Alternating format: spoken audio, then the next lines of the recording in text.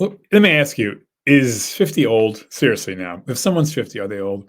I always like to ask my the kids that I train, my students um, for tennis. I always ask them, if they're like whatever age they are, especially when they're little. I ask them, "Hey, if somebody's 20, is that old? If somebody's 30, is that old?" And some will say, "Yeah, they're old," or "No, they're not." And so I'm like, "If somebody's 50, are they old?"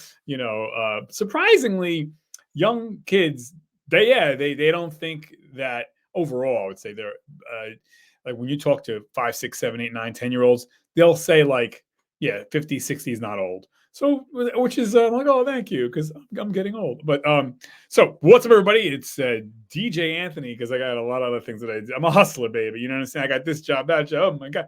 Today's show, what I learned turning 50. Okay, so excuse me, I just ate. It's coming up, but it was good. So today's show, what I learned turning 50. Look, it says it right there. So I just turned 50. What? I don't know, about a week or so ago. I know I don't look it. Hey, I do what I do. You know what I mean? But I was reflecting back on my life. I think when you get to a certain age,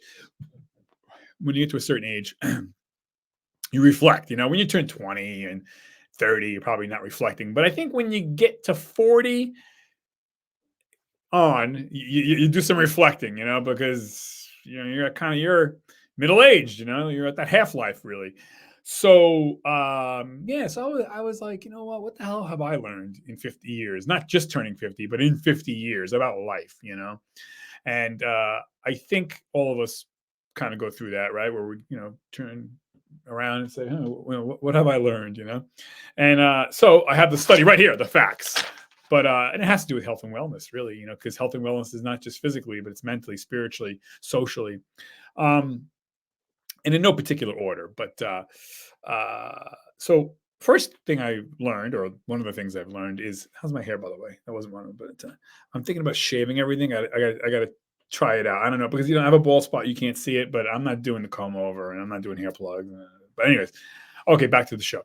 So one of the things that I've learned is all blood is red, meaning you and I, it doesn't matter what country you're in, it doesn't matter who you are, it doesn't matter if you're rich, poor, gay, straight, Christian, Muslim, tall, short, you live in Europe, you live in Asia, you live in Americas, you live in South America, it doesn't matter. All blood is red.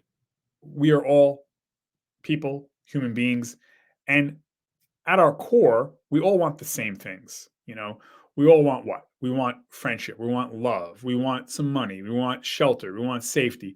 Most human beings, most obviously there's bad people. I get it. But, and there's a lot of good people. And so I think more often than not, we have more in common than we do apart. It doesn't matter what color we are, or who we like or don't like, or it's a shame, because the noise, I mean news, they only pit us against each other. They only show the worst, in all of us, when really we have more good in us, and we have more things in common. So that's one of the things I've learned through the years. And I grew up like very, very strict Catholic in a very predominantly, Irish Italian community.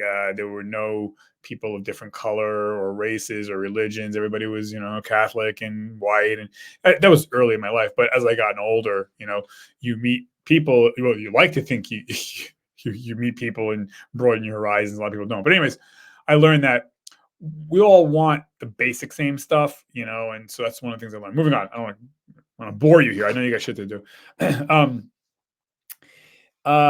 If someone doesn't live like you live, should that bother you? Why should that bother me? Like, okay, that's not my lifestyle.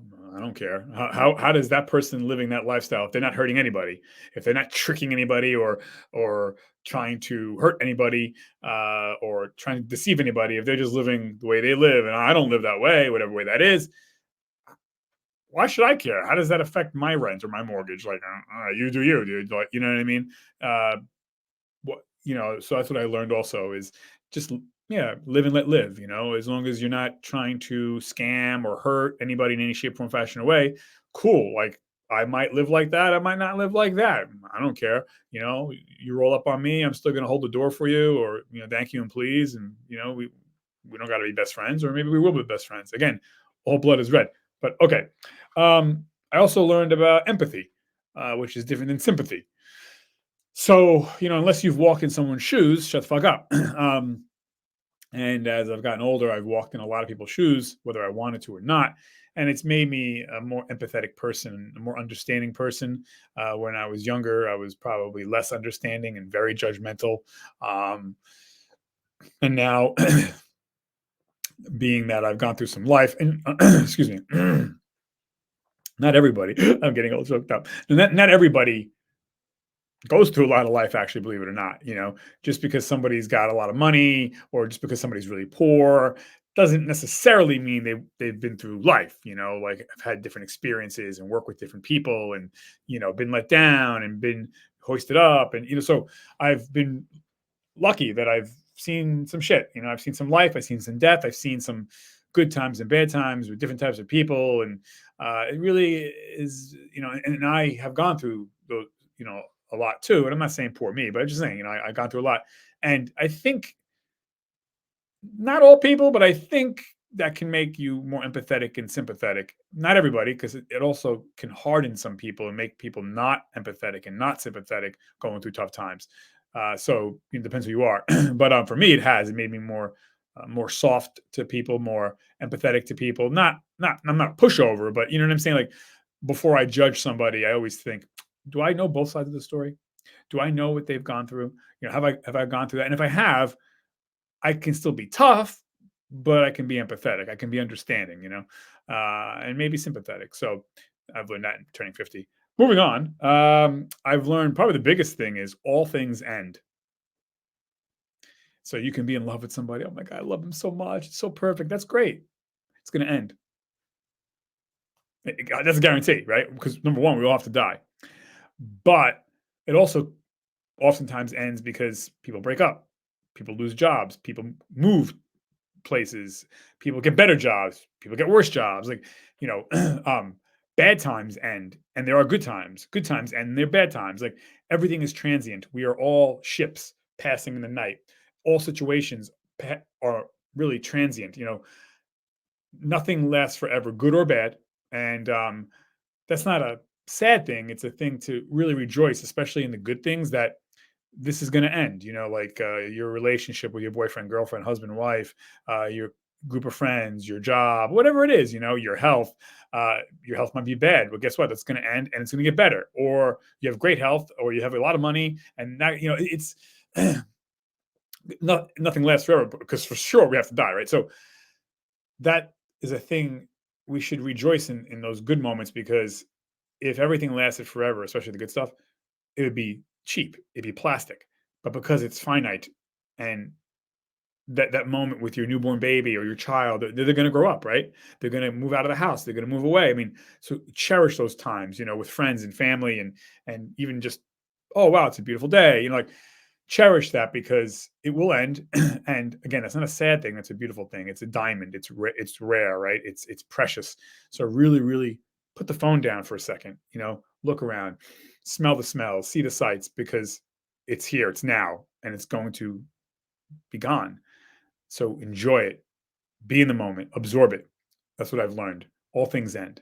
And sometimes you do want things to end, right? It's like, oh my God, I'm miserable. And don't worry, it's going to end. Now, I'm not saying you're going to die, but you know what I'm saying? Everything is transient. So, especially the good moments, enjoy them, absorb them. And I think sometimes in the bad moments too, like, there's a phrase, embrace the suck.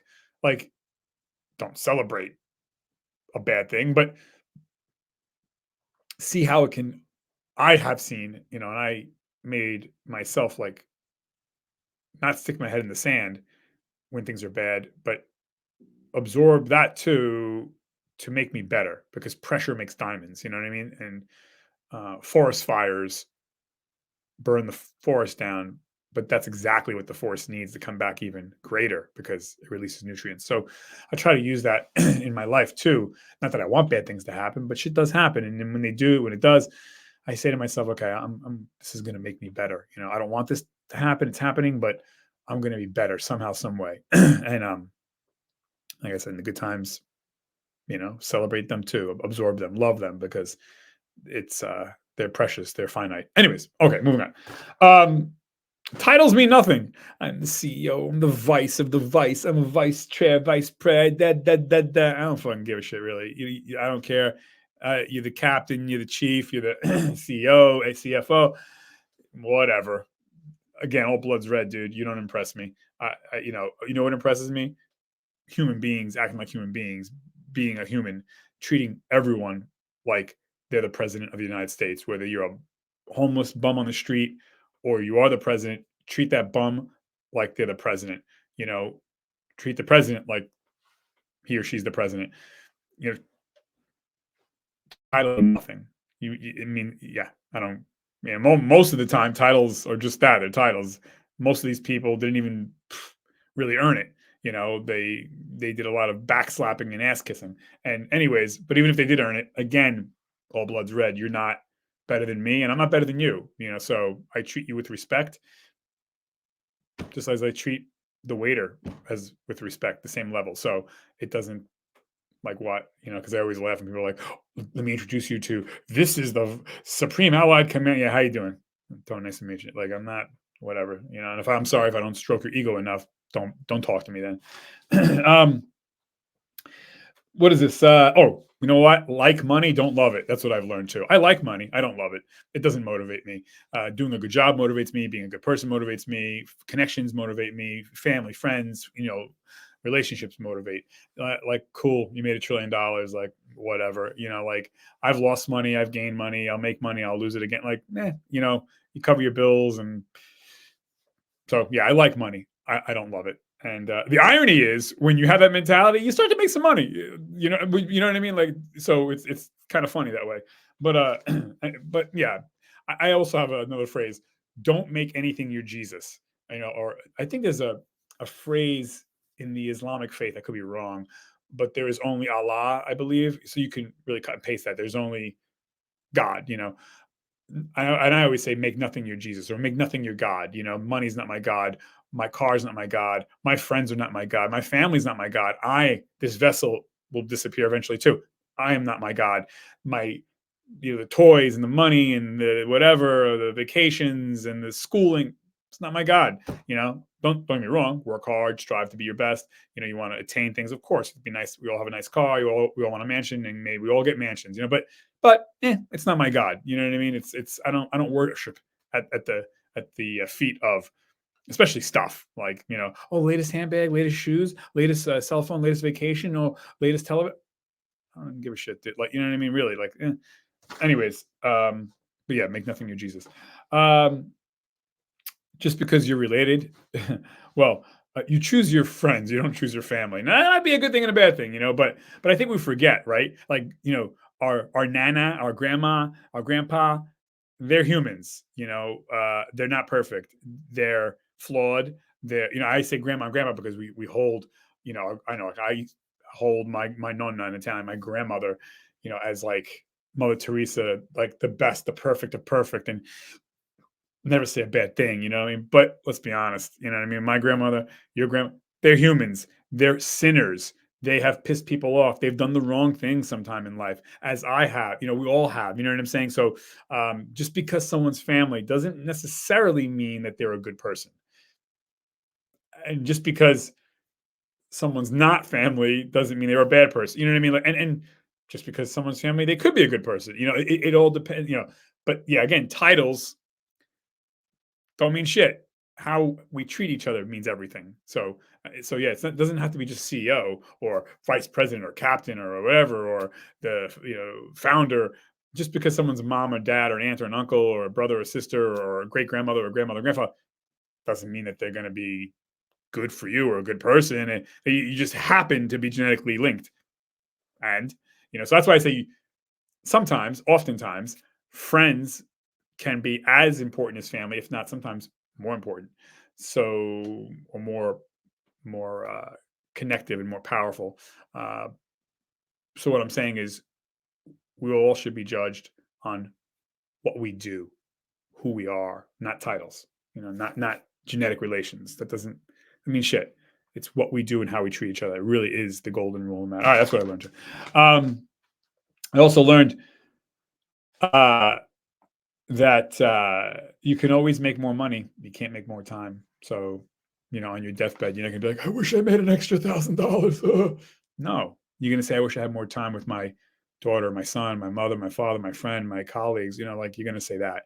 So I've learned make time, man, because time is finite. You can always make more money. You can't make more time. There's only 24 hours in a day.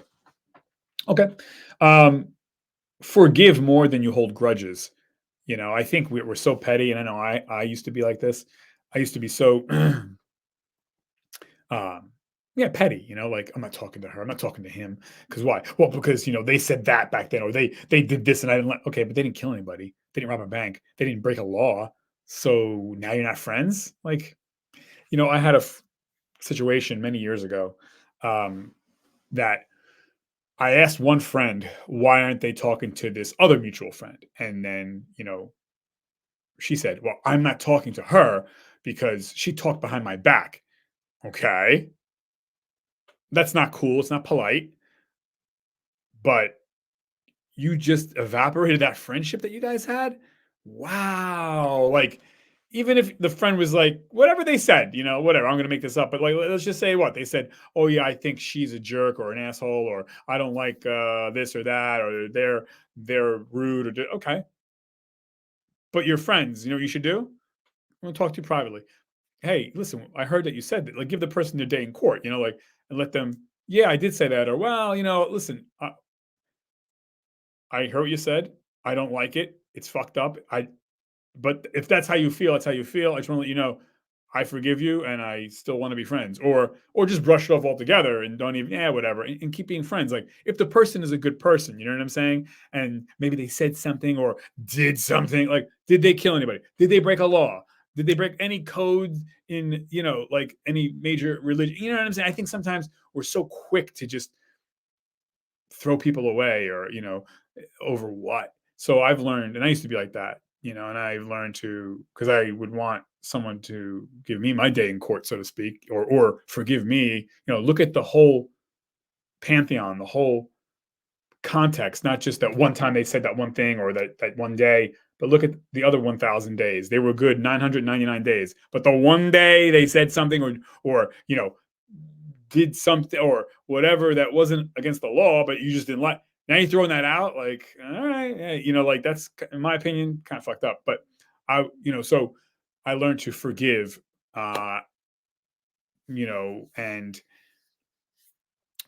still be friends with people if they are good friends. You know what I mean, or even acquaintances. Like, I don't think there's any need to, you know, be like, fuck you, I'm never gonna talk to you again. Like, that's, I mean, again, if they broke a law, I have to kill somebody. That's one thing. But, all right. You're more capable than you think. Yes, you and me. As I've gotten older, I'm like, you know what? I can do that. I can do this. I can do that. I can do that. I can do that. You know? And when I was younger, I'd be like, I can't do that. I can't do that. Whatever it may be. Like, for instance, I thought that I could never go to college because I thought I was stupid when I was younger. I got left back and in school, and you know, I was always in remedial courses, and I just thought I can't go to college. I mean, I was ranked like the lowest in my grade. I think there was only one or two other people that were ranked lower than me. So, but my point is, and this is not a poor me story, but I'm just saying, like, I thought I'm not capable of this. I'm not capable of that. I'm not capable of going to college. I'm not capable of going to graduate school. Well, guess what? I went to college and graduate school, and I paid for it myself. No help from mommy, daddy. So how about that one? No help from the banks either. And I'm not saying, look at me, I'm great, but I'm saying, like, we all are more. You are more capable than you know. I never thought that I could run a triathlon. I run a whole bunch of them at this point. I never thought that I could do home repairs. I never thought that I could replace a oven hood, or I never thought I could replace backsplash. I never thought I can do minor roofing. I never thought I can, change a faucet, change a sink. I never thought I could do those things because I thought that was above me. Like, I could never do that. Well, I've done those things, So, uh, and I never thought that, I could forgive someone, and I have. I never thought that. You know what I'm saying? So I think we all had those things in our lives, and you are more capable than you know, physically, mentally, spiritually. You can do it. I always say, if you have a healthy brain and you can get up and move, honestly, you can do anything. I mean it. You can be an astronaut, you could be a doctor, you can be in professional sports if you really, really want to, and you want to dedicate your life, you know, no hanging out, no friends, no nothing. You just grind it out for 10 years, you know, no birthdays, no vacations, no, you can do it. You have the capability. You know, we all do. We all can become parents if we want to. You know, so what? You might not be biologically able to be a parent, but you can adopt, you can foster. You know, we can all. There's many different ways to cook a meal, so to speak. You know, so we can do things. You know, and we can. Yeah, nothing is beyond our grasp if we really, really want it. You know, we can have great friends, we can have love, we can have alone time in peace, we can live abroad if we want to. We can, you know, especially if, like I said, if you have a healthy brain and you can get up and move and you're living in America, you say what you want about America, but if you got a healthy brain and you can move and you're living in America, you can do whatever you want to do. It's not going to be easy because I grew up piss poor. So please, but how you can do it. You know, like I just told you, you know, I went to college. I never thought I could do that. You know, I do home repairs. Never thought I could do that. You know, I did a triathlon. I never thought I could do that. You know, a bunch of them. But my point is like, I never thought I could own a business and be successful in business. I never thought that. That never crossed my mind, you know, like growing up. So that's what I learned 50 years. If I can do it, you can do it. I am not the smartest. I am not the strongest. I am not the best. I am none of those things. So fuck, if this DJ from New Jersey can do it, trust me, I guarantee you, you can do it. The question is, how much are you willing to sacrifice? And how much are you willing to walk away from and go alone if you have to? Like, you know, that's the question. You know, like, and you can't say, "Oh, I'm willing to sacrifice." You know, I tried. Well, what does trying mean, though? You know, did you try for what, a month? Did you try for a year? Did you try for 10 years straight? Did you try? You know what I'm saying? Like, how but you can do it. You know, it's just you have to want to do it. And by the way, it took me 10 years to get a 4-year college degree. I was in college almost 30, sitting in class with 17 and 18-year-olds. It was getting embarrassing because I had to pay for it myself in cash. But I did it. It was a long, long slog, commuting every day, winter, spring, summer, fall, nonstop college. I mean, I was, excuse me, I was in college, man. You know, like, and I'm not the smartest. I really am not the smartest. I mean, you know, you could read a book and, you know, you could read something maybe in a half hour and get it. It would take me 3 hours to read what you read in a half hour and for me to process that same information. But I did it. Do you know what I'm saying? So if I can do it, you can do it. You're more capable than you know. And anyways, and you're more capable to get out of bad situations too. If you're in a bad situation, bad job, bad relationship, you can get out. You can do it. You know, it's not going to be easy, you know, but you can do it. You have the power, you know, and I know you can, and I believe in you. So you're more capable than you think. That's what I've learned. 50. Shit, we're gonna keep going because like no one's even listening past this point. Anyways, um, the cleaner you eat, the less medication you need. Meaning, you know, get off the soda, get off the sweet drinks, get off the pasta bread, pasta bread, pasta bread, pasta bread, pasta bread, pasta bread, shapes, cake, cookies, muffins, bagels, croissants, pasta bread, cereals. You know, sweet drinks, pasta bread. Sit down, sit. You know, the cleaner you eat, fruits and vegetables and water, not soda, water, not alcohol. You know, fruits, vegetables, lean meats. The cleaner you eat, no fried foods. The cleaner you eat, the less medication you need, or if any. You know, the more you get up and move around, you know, and stop. You don't have money. I don't want to hear that. Stop. There's plenty of programs and plenty of free stuff out there. So stop. Again, I grew up piss poor. Shh, quiet. So the cleaner you eat, the less medication you need. Most diseases we give ourselves, not all diseases, but I would say 8 out of 10 diseases or 8 out of 10 health problems we give ourselves, like type 2 diabetes. Nobody in America should have type 2 diabetes, but it's killing everybody. It's literally killing people. You know, like most diseases we should not have. Okay. Now, again, there's certain things we can't control. I get that. But most diseases, you know, we should not, we give ourselves, you know, to bad lifestyle. That's what I've learned over the years. When I was younger, I thought, oh, bad luck. Everything's just bad luck. The whole thing. No, not everything's bad luck.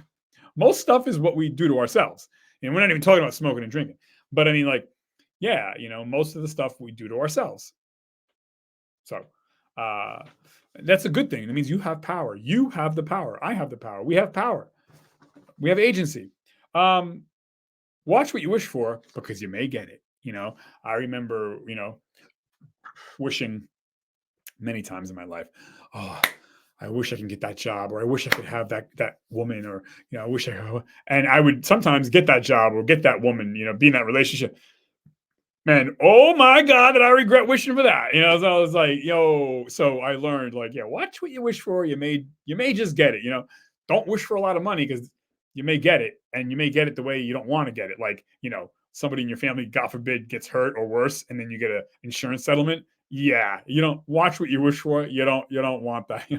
So I'm very careful what I wish for because I'm just like, I don't know. I thought I knew. I don't know shit. Okay. Um, be be okay, be good with being alone. Just because you're alone doesn't mean you're lonely. But I think this, I know I'm guilty of this when I was younger. I had to be in a relationship all the time. But I was like, you know what? No, I'm good. Like now, as I get older, I'm like, I'm fine. I'm happy. Being alone doesn't mean you're lonely. You have friends, you have family, you have work, you have hobbies. And when you're alone, oftentimes you grow. You think, you ponder, you read, you listen, you watch. But again, being alone, being alone doesn't mean you're lonely. So, the loneliest place is in a room full of people. So, but be okay with being alone, traveling alone, going to lunch alone. It's okay. Like, and it's funny because I've met so many great people being alone. People are more receptive and friendly when they see you alone. Actually, I'm not doing that for that reason, but that's what I've learned. So I used to not be okay with going out alone or being alone. Now I'm like, cool, like, and again, it's not to say we shouldn't want to be with somebody because God has made us to be in community and communion with others. We're made to be in relationships and love and, romance, of course, but watch what you wish for. So be okay with being alone. There's a lot of good things that come from being single and alone, but you have to look for it. If you're not looking for it, you're not going to find it. All right. Don't watch some fancy suit on television tell you the news. When I was younger, I'm like, oh, they must know they're at that news station. That man is just so fancy. He knows that he's saying the truth perfectly. That I don't need to read or think about anything. He said it, and that's that. I think as a society we're getting a little bit better with this, but I mean, like even friends and family. Yeah, he did that. Well, how? Well, hold on. I didn't hear the other person's side. Well, you don't believe me? I didn't say I didn't believe you. I'm just saying. So you should think that to yourself. Like, if this person is telling me something, okay, they're telling me a part of a story. I don't care who it is, a leader, family member, rich guy, poor guy, guy in the television, not in the guy's tall, good looking, whatever it is, your mother, your father, your friend. That's cool. You know them, but they're not God. So when someone tells you something, you don't have to say anything. Just think in your head, I'm getting that person's point of view. Then that newscasters reading off the teleprompter. What I've learned is to, uh, you know, read history, find out history on any situation, whether it be global, your state, your family, your friend, you know, inquire, read about the history, so to speak. You know what I mean? Get both sides, listen to both stations. I don't watch that station, did this. Well, hold on. You should watch or listen or talk to or find out or travel to or read. Go to library's free. Read up on something, you know what I mean? And then make your own decision. That's what I've learned. That just because a fancy guy in the television is telling me something doesn't mean it's the total truth. It might be partially true. It might be totally true. But read, listen, get both stations, and then in the middle somewhere usually is the truth. Not all the time, but more often than not. So that's what I've learned. Don't have people spoon feed you thoughts. You go read, listen for yourself. All right. The other thing is that I learned recently too is that just because someone has gone through hard times doesn't mean that they're going to come out a good person. I know people who've gone through some very, very sad, bad situations that I really feel bad for them. But it's made them worse. It's made them um, excuse me, it's made them jaded. It's made them not empathetic. It's made them unsympathetic. It's made them close-minded. And you think like, wow, that person went through all of that. Boy, they must be a good person now. Like they must be humble now. Wrong. You can't, just because somebody, it's like saying just because someone's poor, they must be so humble. Some of the biggest assholes I know are poor, and some of the most sweetest, giving, loving, open-minded, good people are ultra rich. And then also, some people who are rich are mean, and some people who are poor are lovely. So my point is, yeah, just because someone's gone through a lot doesn't mean that they're going to be a good person or a loving person or an open-minded person. And just because someone has not gone through anything or very little doesn't mean they're going to be spoiled and rotten in a shallow person. It depends. So I learned, yeah, just because someone went through a bad time, it doesn't mean that they're going to come out better or nicer. So not always. Sometimes yes, but sometimes no. So I don't know. And then my last thing that I learned turning 50 is uh, the best is yet to come. So, like Frank Sinatra said, the best is yet to come. You know, if yeah, the best is yet to come. And um, yeah, if you're standing and you're relatively healthy and your brain is working, and again, you can stand and walk, and maybe you don't have all your teeth, whatever, but you know what I'm saying. And even if God forbid you can't stand, or I just the best is yet to come. You deserve the best. I deserve the best, and we can have the best. I'm not saying we can have perfect. None of us can have perfect, but we can have the best. And doesn't mean money either. Doesn't mean yachts and stuff like that. Hey, if you get a yacht, that's great. God bless. But it doesn't mean that. I'm not talking about money. I'm talking about relationships, family, friends, things that you enjoy. The little things. The best is yet to come for you. I want the best for you, and you deserve the best. We deserve the best, and the best is yet to come. So that's it, everybody. Tune back in for more great content, and I hope everyone's having a great holiday season. And that's it. So like and subscribe, share it with somebody you love. Come on, people. We're almost closing in on 200 subscribers. Can you do me a solid? Don't break my fucking, don't rugazzi, as we say in Italian. Help us out here, folks. Like and subscribe, share this with somebody you love. And this show could be applicable to someone turning 40, 50, or 60, because a lot of it is apropos and parallel to all of our lives, really. But okay, everyone, thank you for watching, and I will see you soon. Signing me off in 5, 4, 3, 2, 1. Bye.